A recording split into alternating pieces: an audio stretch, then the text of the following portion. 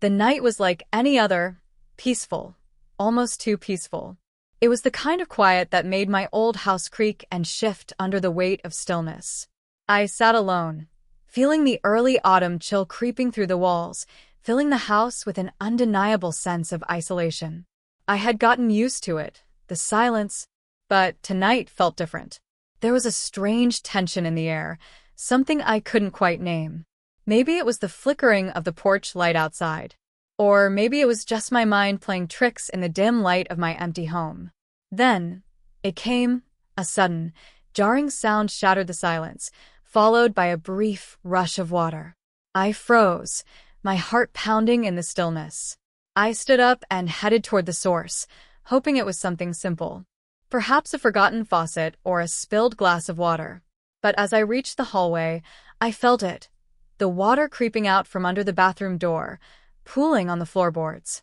Not tonight, I muttered under my breath, though I knew whatever had burst wasn't going to wait until morning.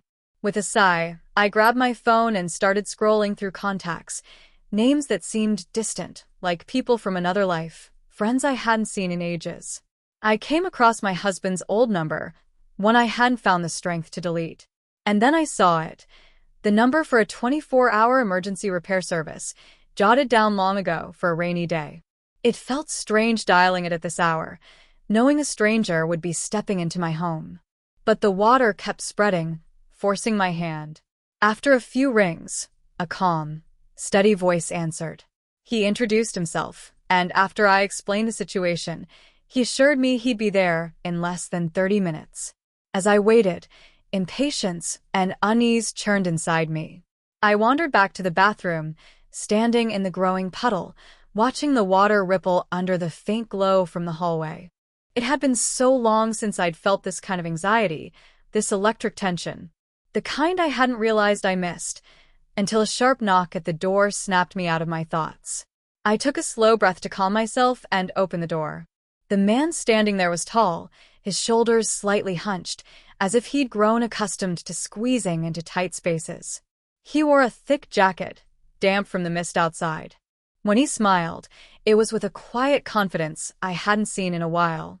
His eyes were steady and respectful, but there was a hint of curiosity, as if he were just as surprised to be there as I was to see him.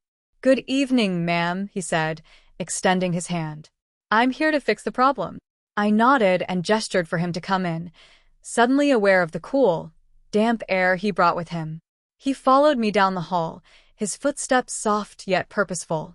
I couldn't help but glance over my shoulder, wondering if he'd say anything, maybe comment on the house, the leak, or the late hour. But he remained silent, assessing the situation with calm efficiency, adding to the tension that seemed to hang in the air. Finally, he crouched beside the pipe, his fingers following the line of the leak. His eyes narrowed in focus.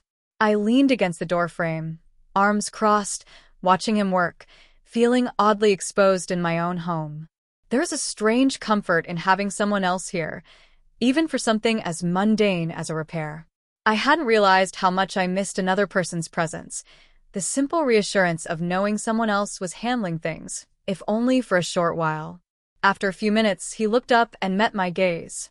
"This will take a little longer," he said, his voice calm. "The pipes are pretty old. They might need replacing soon." I nodded, swallowing hard as a lump formed in my throat. It wasn't just the pipe that felt outdated. This house, this life, everything had been slowly falling apart since my husband passed away.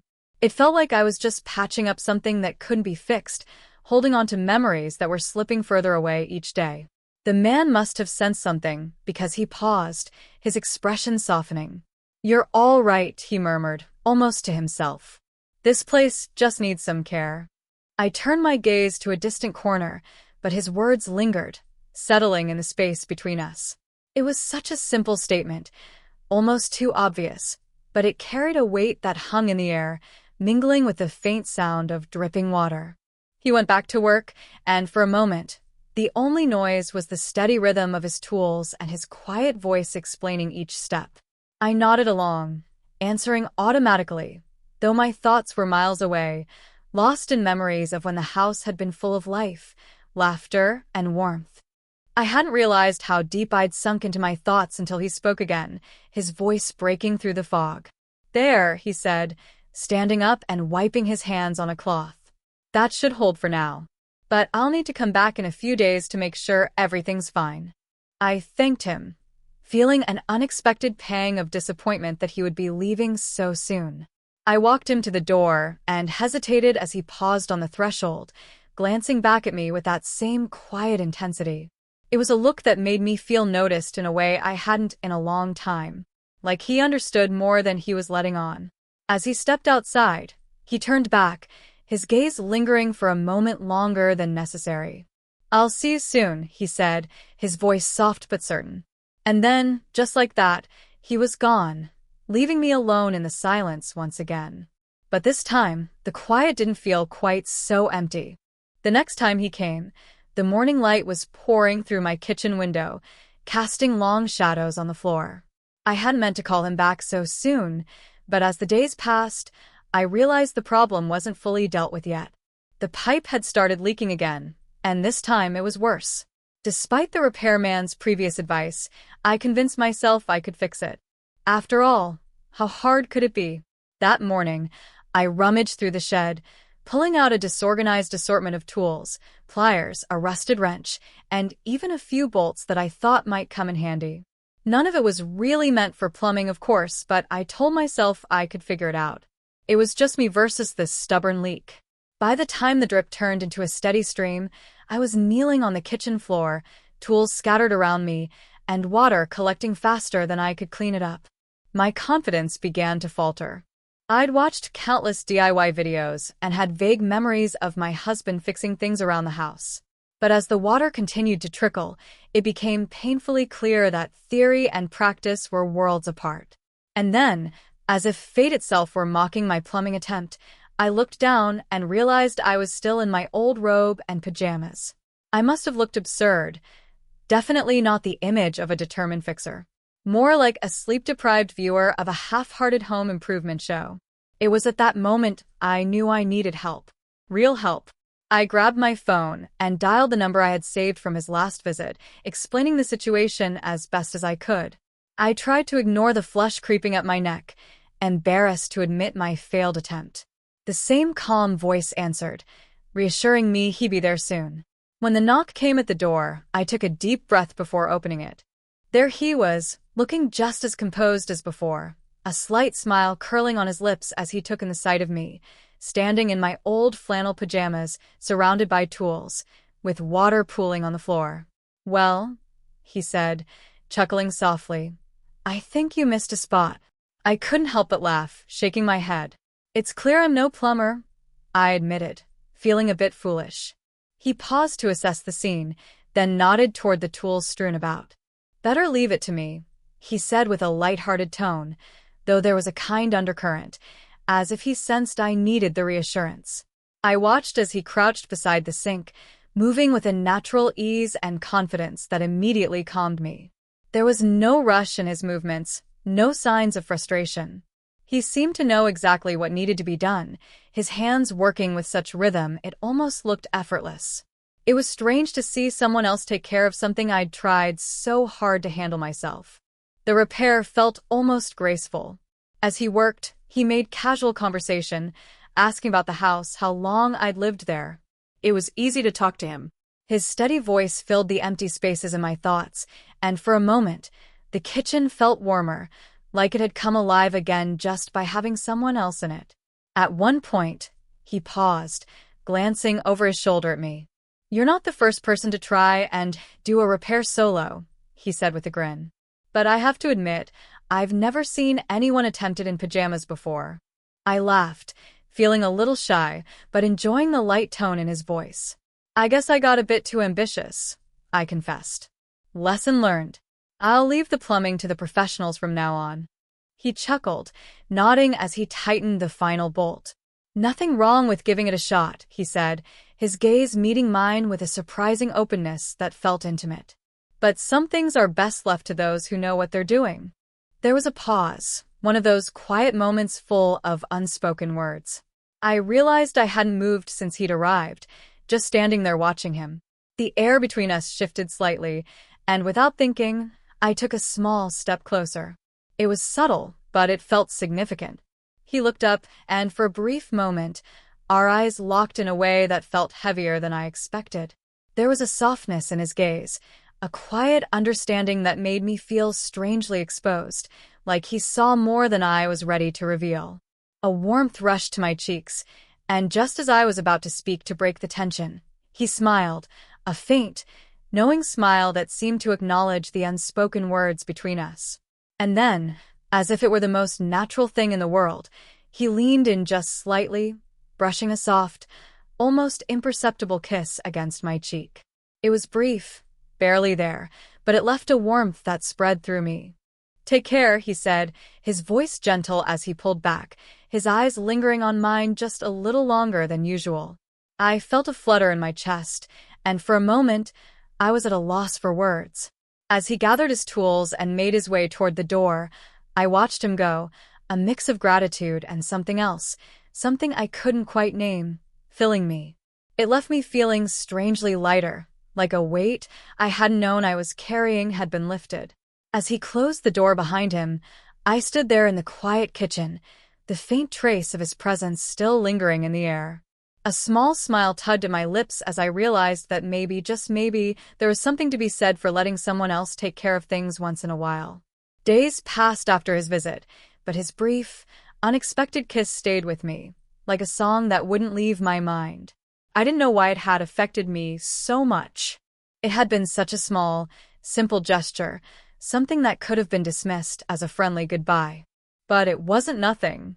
It felt like that one fleeting moment had unearthed something buried deep inside me, something I'd forgotten was there. I returned to my usual routine, but my mind wandered in a way I couldn't shake. Sometimes, I'd find myself standing by the window, watching the road, hoping to see a familiar figure approaching. But the days passed without a sign. Just the familiar quiet of the house pressing in on me. I told myself it was probably for the best. Whatever I was feeling was probably just my imagination. I hadn't even asked his name. Then, one late evening, as I was finishing up in the kitchen, there came another knock at the door. I stood still, my heart racing for just a moment longer than necessary before opening it. And there he was, standing in the doorway, a small smile tugging at his lips as if he'd expected my surprise. "I hope I'm not disturbing you," he said softly, his gaze just as gentle and knowing as before. "I thought I'd check in, make sure the pipes are still holding up." I felt a blush rise to my cheeks, caught off guard by his unexpected visit. I hadn't realized how much I'd wanted to see him until he was standing right there, close enough to reach out and touch. "Of course," I responded, my voice attempting to sound steady. "Come on in." He entered, and with him came that quiet assurance, immediately filling the room with a calm I hadn't realized I'd been missing. We moved into the kitchen, where he knelt down beside the sink, taking a careful look at the repair. I stood nearby, unsure of what to say or how to break the silence between us. The quiet hung in the air, thick with words that neither of us were willing to speak. After a few moments, he looked up, his eyes locking with mine. "Everything looks good," he said, but his gaze didn't shift away. He just stood there, his eyes holding mine with a tenderness that made my heart skip a beat. There was something vulnerable in that moment, something I wasn't used to showing, a side of me that felt exposed.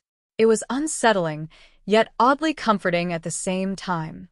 There was a quiet understanding between us that didn't need any explanation. Slowly, he stood up, each movement measured, almost as if he was waiting for me to speak first, waiting for me to give him a reason to stay. The air between us felt charged, electric, as if the space was filled with a tension I hadn't experienced in years. In that fleeting moment, I almost reached out. I thought about closing the gap, but instead, I turned away, breaking the connection between us. My voice was barely a whisper when I spoke. "It's been a long time since anyone's been here," I said, surprised by how easily the words slipped out. "Sometimes, I forget what it's like to have someone around." He was quiet for a moment, his gaze softening as he looked at me. "You're not the only one," he replied gently, his voice carrying an understanding that felt deep and personal. "Sometimes, We get so used to being alone that we forget how good it is to have someone there. The words hung in the air between us, and the silence deepened, filled with things left unsaid but fully understood.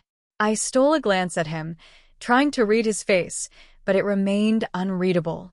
His eyes were steady, unwavering. Just as I was about to speak again, to ease the tension between us, he shifted slightly, his voice softening. "Maybe I should go," he murmured, though there was an unmistakable hesitation in his words that didn't match his suggestion. A part of me wanted to agree, to let him leave and avoid the confusion that had been building inside me since he first came. But instead, I found myself shaking my head almost instinctively. "You don't have to," I said quietly, surprised at my own boldness. He paused, his gaze meeting mine again, and for a moment, I wondered if he might just turn and walk away anyway. But instead, he stepped closer, his eyes searching mine with an intensity that made my breath catch. I felt my heart race, my pulse quickening, and before I could stop myself, he had closed the distance between us. His hand reached out and gently tucked a strand of hair behind my ear. It was such a small gesture, but it carried a tenderness that made my chest tighten. The warmth of his touch lingered, and I could feel the steady rhythm of his breathing, grounding me in that moment. I knew, deep down, there was no turning back. Whatever was happening between us, whatever connection we had, it was real, and I couldn't ignore it. His gaze softened even more, and I found myself leaning toward him, drawn in by something I couldn't explain. I didn't know where this was going, and I didn't know what it meant. But in that moment, it didn't matter. All that mattered was the closeness between us, the sense of being truly seen as our eyes locked. He gave me a small, knowing smile, and though it was subtle, it spoke volumes. I felt something inside me shift, a sense of calm that I hadn't known in years. For the first time in a long while, I allowed myself to believe that maybe, just maybe, this was exactly where I was supposed to be. He leaned in, his lips brushing softly against mine, a brief, fleeting touch that left me breathless. It wasn't much of a kiss, but it felt like everything, a promise, a quiet understanding, a glimpse of something I hadn't dared to hope for. As he pulled back, his gaze remained on me, heavy with meaning, as though he were waiting for a signal, some sign to stay or go. But before I could speak, he smiled that soft, reassuring smile, and took a small step back. His voice barely more than a whisper, he said, "I'll see you soon." And with that, he turned and left, leaving me standing there in the quiet of the kitchen, my heart racing, my mind a swirl of questions I couldn't answer. Deep down, I knew that this was only the beginning, that whatever path we were on, it was far from finished. As I stood there, staring at the empty doorway, I couldn't help but wonder what would come next. The days that followed seemed to pass in a blur, the rhythm of my life interrupted by thoughts of him. That quiet smile, the warmth of his touch, the unspoken understanding that filled the space between us. I wasn't sure what to make of any of it. Part of me wanted to forget it all, to push it away and pretend it hadn't happened. But another part of me, one much louder than the first, kept replaying every moment in my mind, turning it over and over like a song I couldn't get out of my head. And then, just when I had convinced myself that he might never return, there was a knock at the door. My heart leapt in my chest, betraying the calm I had been trying to maintain. I took a moment to steady myself before opening it. There he was, standing in the doorway, framed by the last light of the setting sun, looking different in a way I couldn't quite pinpoint. There was a weariness in his expression, a shadow in his eyes that hadn't been there before.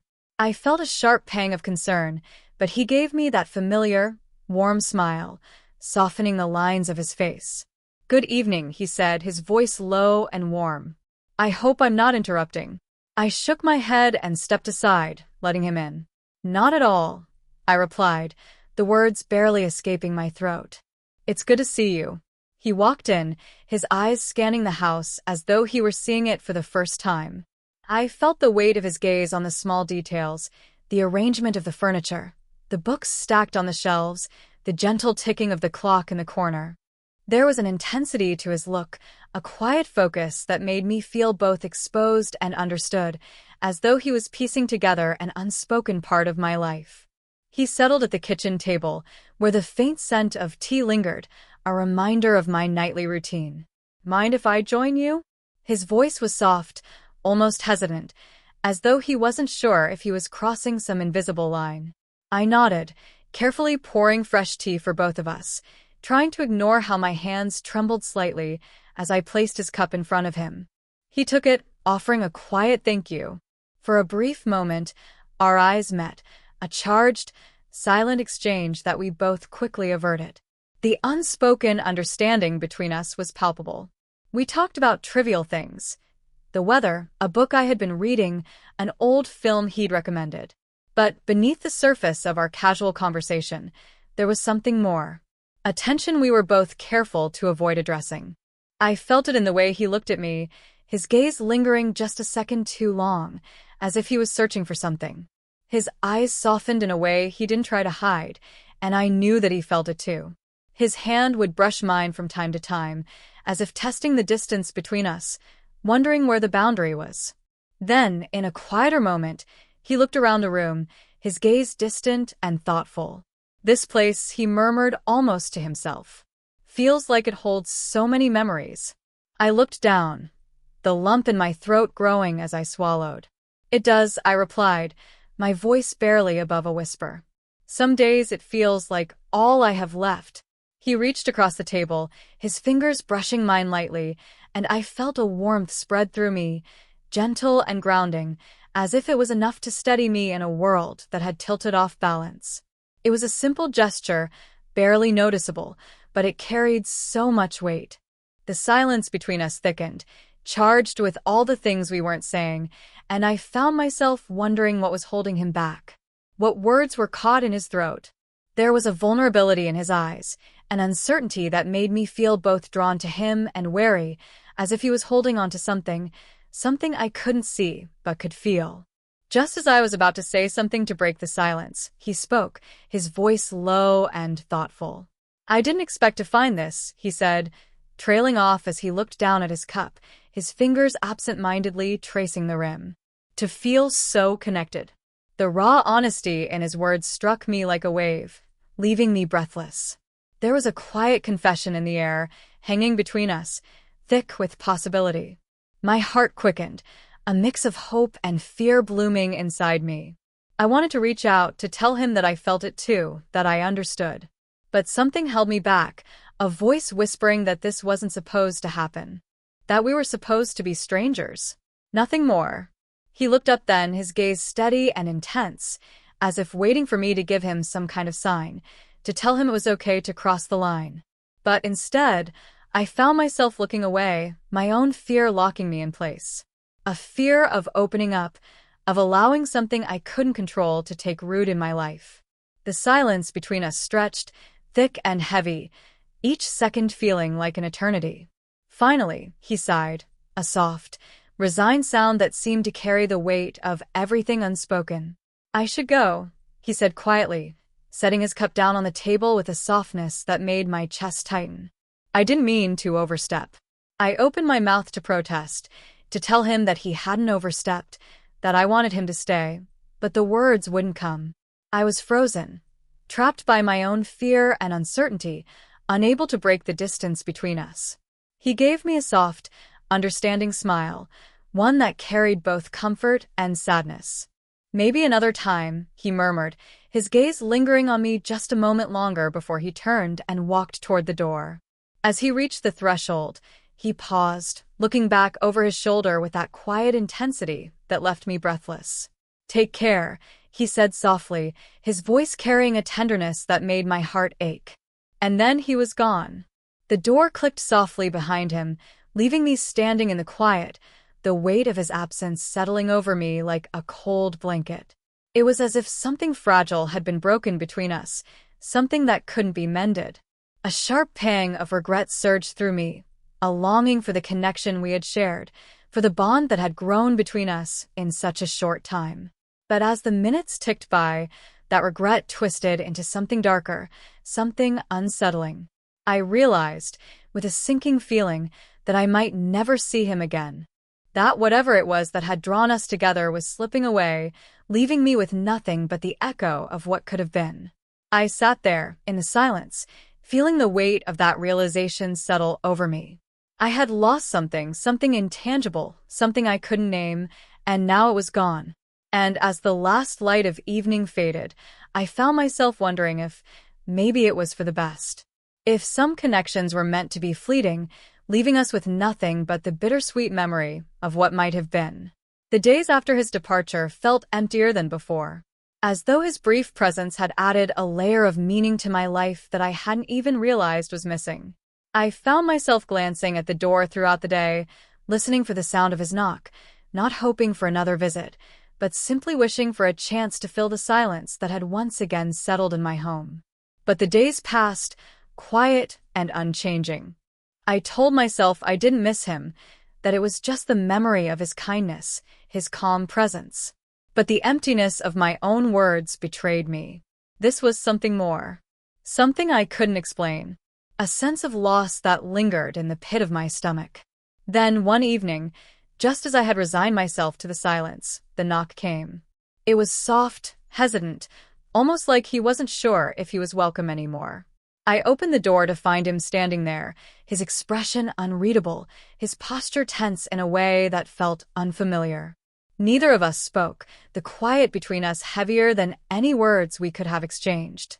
I felt a strange mix of relief and uncertainty wash over me, a flood of emotions that left me unsteady, unsure of what to feel. I managed a small, hesitant smile, hoping it might ease the tension between us. "Hi," I said quietly, the word feeling far too simple, but the only one I could muster. He offered a smile in return, though it didn't quite reach his eyes. "I wasn't sure if I should come," he said, his voice almost a whisper. "But I thought maybe we could talk." I nodded and stepped aside to let him enter. He walked in slowly, his eyes scanning the room like it was all unfamiliar, though it was his second time here. He seemed different now, like something heavy had settled onto him, something that wasn't there before. We walked to the living room and sat, the quiet of the space wrapping around us, the soft light from the lamp casting a warm glow. For a while, neither of us spoke.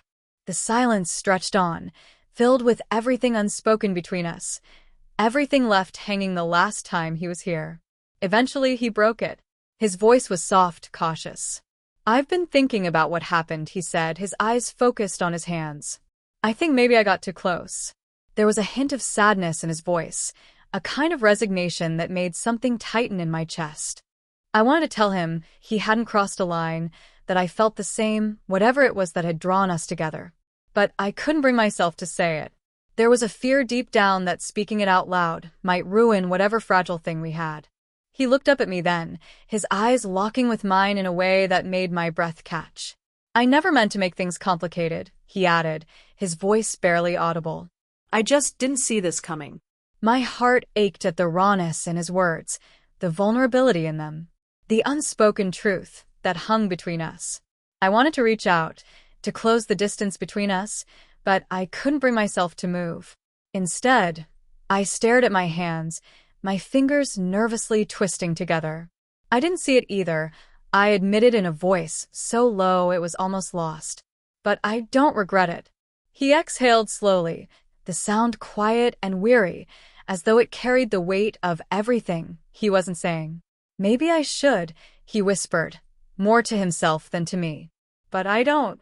The silence that followed felt thick with unspoken words. We both sat there, lost in our thoughts, the quiet heavy with something neither of us could name. I could feel it, the pull between us, the desire neither of us seemed willing to acknowledge. Just as I was about to speak, to try and ease the tension, he shook his head, his expression pained. "I don't think I can keep doing this," he said, his voice soft, heavy with sadness. "It's too much." The words hit me like a punch, leaving me stunned, unsure of how to respond. I wanted to tell him he didn't have to go, that we could find a way through this. But the look in his eyes told me he had already made up his mind. He wasn't willing to let this thing between us grow. I nodded slowly, forcing myself to swallow the lump in my throat. "I understand," I said, though the words felt hollow, insincere. Maybe it's for the best. He turned away, his face full of quiet resignation, but I could see the struggle there, the same uncertainty I was feeling. But he didn't say anything more. I didn't argue, didn't try to convince him otherwise. Instead, he just sat there, his gaze fixed on some far-off point, as though already distancing himself from the situation. Neither of us moved for what felt like an eternity. The silence between us stretched on, heavy with finality. A tear slipped down my cheek, but I quickly wiped it away, not wanting him to see how much it hurt. Finally, he stood up, his movements slow, deliberate, like he was fighting the urge to stay. He looked at me once more, his eyes filled with regret and longing, and I felt a strange mixture of devastation and comfort at the same time. "Take care," he said, his voice barely above a whisper. And then, without another word, he turned and walked out of my life, leaving me alone in the silence of the empty room.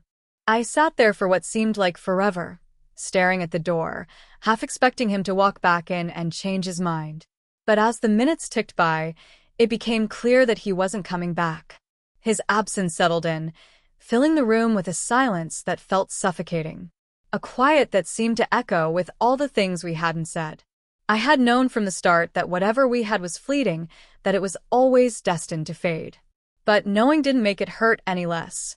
It didn't make the emptiness inside me feel any less real.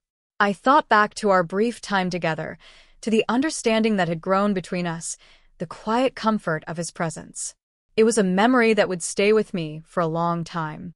A bittersweet reminder of what could have been, of a connection that came and went like a fleeting whisper in the wind. As I sat there, lost in the memories of what we'd shared, I couldn't help but wonder if, just maybe, he was feeling the same emptiness, the same quiet ache that now filled my heart. But deep down, I knew I'd never know for sure. The days slowly bled into weeks, and the ache of his absence dulled, becoming a steady, quiet throb, an emptiness I eventually learned to live with. Life fell back into its usual rhythm, calm and unhurried, with the small routines that carried me from day to day. I tried to convince myself that it was enough, that the memory of him could be tucked away. A beautiful, fleeting moment that belonged to another time. But in the stillness of certain afternoons, when the light would pour in through the windows just so, I'd find myself standing by the door, listening for a knock that never came. And when the silence grew too heavy to bear, I'd shake it off and go on with my day, carrying an ache that never fully went away. Then, one chilly autumn evening, as I was cleaning up in the kitchen, I heard the faint sound of footsteps on the gravel outside. My heart skipped. The quiet treason of my own hope, as if I'd been waiting for this moment all along.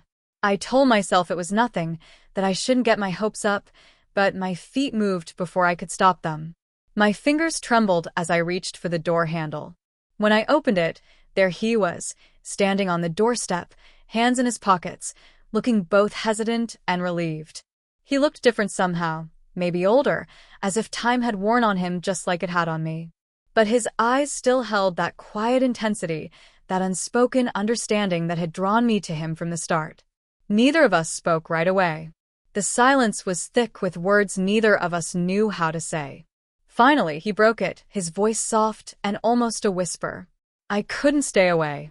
A rush of warmth flooded me, a mix of relief and disbelief, as though I had been holding my breath for weeks and could finally exhale. I didn't know what to say, didn't trust myself to speak, so I simply nodded and stepped aside to let him in. He entered, moving carefully, as if afraid that even the slightest misstep might break whatever fragile thing we'd found. We sat down in the living room, and the familiar comfort of the space surrounded us, though the silence between us felt heavier than ever, filled with unspoken words. After a moment, he took a deep breath and met my eyes. I thought leaving was the right thing to do, he said, his voice tinged with regret. I thought it would make things easier. I nodded, knowing all too well the truth of that. I thought so too, I whispered back, barely audible. But it didn't. He looked away, his jaw tightening as though he was fighting with his own thoughts, his own regrets. Then, he turned back to me, his gaze steady and filled with quiet determination. "I don't want to walk away this time," he said softly. Each word felt like a weight, a promise, and it took my breath away. If you'll have me." A warmth spread through me, a hope I hadn't dared to feel in so long. I took a deep breath, my heart pounding, and reached out my hand. His fingers found mine, intertwining in a gesture that was both familiar and new. We sat there in silence, the understanding between us settling in, wrapping us in a quiet comfort like a soft blanket, warm and safe. I knew there were no guarantees, no promises that life wouldn't pull us apart again. But in that moment, none of that mattered. What mattered was the steady, reassuring presence of him beside me. The warmth of his hand in mine. The unspoken promise that we'd face whatever came next together. And just as the last light of the day faded, the room was bathed in a warm golden glow. He squeezed my hand gently, his voice almost a whisper. "Thank you for letting me come back." I looked at him, a soft smile spreading across my face, feeling a peace that had been missing for so long. And in that moment, with his quiet warmth filling the room, I knew that whatever lay ahead, we'd face it together, one step at a time. As I closed my eyes, I felt the last pieces of my heart finally fall into place, knowing that sometimes, even the most unexpected returns could lead us home.